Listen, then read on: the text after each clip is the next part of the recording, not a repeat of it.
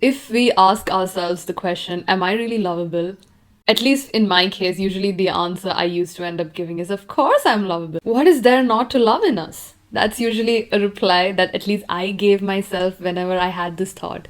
But it was crazy how many times these thoughts came up subconsciously and consciously as well. Whereas even the number of times I asked myself the question should have signified that, hey, there is something probably deep down there which needs to be addressed. Especially for people who've gone through trauma. Now, when I say trauma, you don't have to automatically take your mind and think about physical abuse or violence or being in a toxic relationship. There is this thing known as big T trauma, which are things like physical abuse, violence, etc. But there's also the side of trauma, which is known as small t trauma. Now, small t trauma is small one-off incidents where we have faced, let's say, for example, bullying, emotional neglect in your house from your parents, or small incidents of abandonment that you have gone through in your life. These all become part of small t trauma. And most of us do not even remember times where we have actually incurred these small t traumas. Since we are born till the age of 7, analytical and logical part of our brain is not developed at all. And during these age, whatever goes in your ear, you're basically storing in your subconscious mind without even like analyzing it or second guessing it.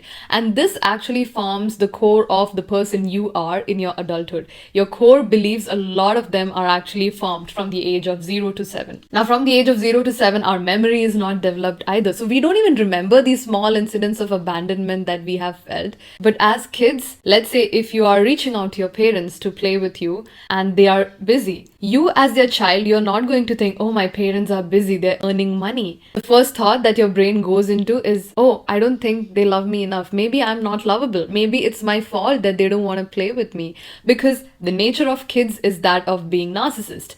Kids are very narcissistic. They make everything about themselves, and there's nothing wrong with that. Kids are supposed to be that way. So even if you have faced any kind of small t traumas, you might still have that deep core wound of, am I lovable? Deep inside of you, maybe you can't even identify it. Maybe you cannot even look at it and pinpoint if it's really there or not. At least that was the case in my story. And I was so good at suppressing my feelings and emotions by overworking, by thinking about my career, by being ambitious, that I completely invalidated that thought that I had, that belief that I had. I think I was probably fighting with my own self in a way to prove it to myself that, hey, I am lovable because of me being a hard worker. I am lovable because of my achievements. But somewhere or the other in your life, it actually catches up to you. And it caught up to me few months back. That is the first time where I realized that I do in fact have this core wound of, am I lovable, deep inside of me. I discovered that in one of a coaching session that I had with one of my coaches. And when I discovered that, it came as a shock to my whole system, to my whole existence. Because of my hardworking nature and because of my ambitious nature, there were times where, my ego and my confidence and my self-esteem was through the roof, where there was no space for me to even identify that I have this wound inside me where I feel that I'm not really lovable. So it's going against my years of narrative that I have built in my brain about myself. So it definitely came as a shock to my system, where I was shattered, I was heartbroken, and I cried so much in that session.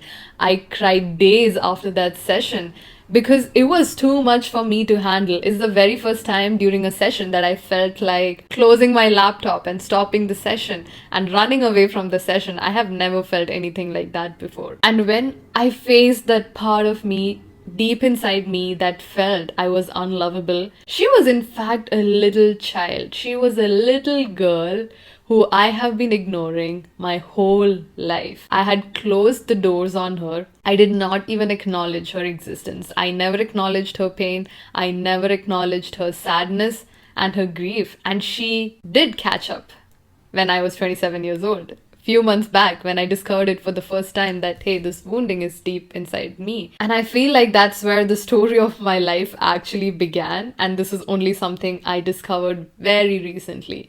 Now think about it this way. For me personally, I've gone through so much depression. I had self-harm habits and thoughts of killing myself. Would someone who really thought she is extremely lovable have these kind of tendencies, have these kind of thoughts or behavior? 100% not. But I could never link my brain to that because I always thought it's because of the circumstances outside of me that's causing me to do it.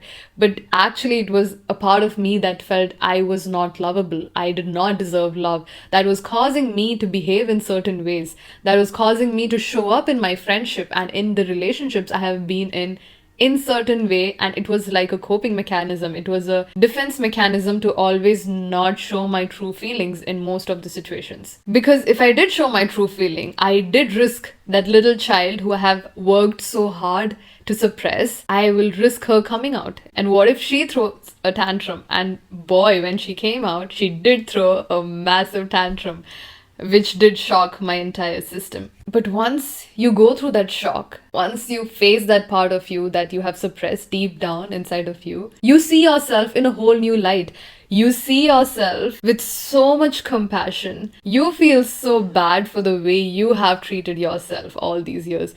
It's not even about other people around you. At that point, what happens to you is you kind of start thinking, how can I be so hard on myself? How could I have treated myself with no mercy, with no compassion? And when you discover that, when you become aware of this wounding that you have, which was formed inside of you when you were a little child, it completely makes your healing so much more easy, because you have this newfound love for yourself. Even self-love, it has so many layers to it. There are depths in which we love ourselves. Do we really love ourselves for who we are as a person, or do we really love ourselves for the things we do for other people, or for the achievements and for the ambitions that we have?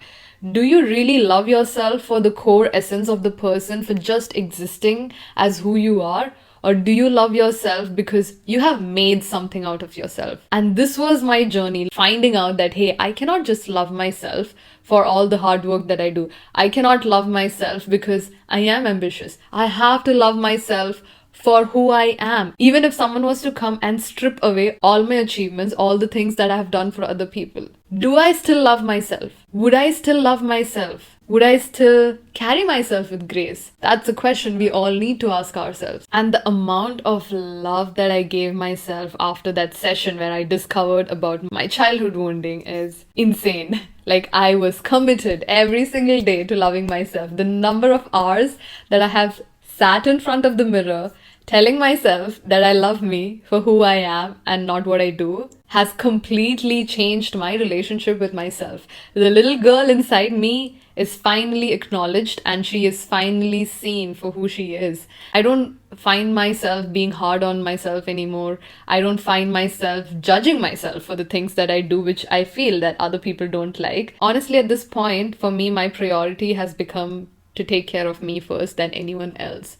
And you have to also bring yourself to that mind space where you first take care of you, the younger version inside of you, the inner child inside of you, first before you start showing up for other people. Other people can only love you as deep as you love yourself. I even did this thing where I changed my wallpaper to a baby picture of me for like 2 months. Every time I was having a negative thought and every time I felt like doing something against my intuition, I used to look at it and I used to ask myself, does she deserve this kind of treatment?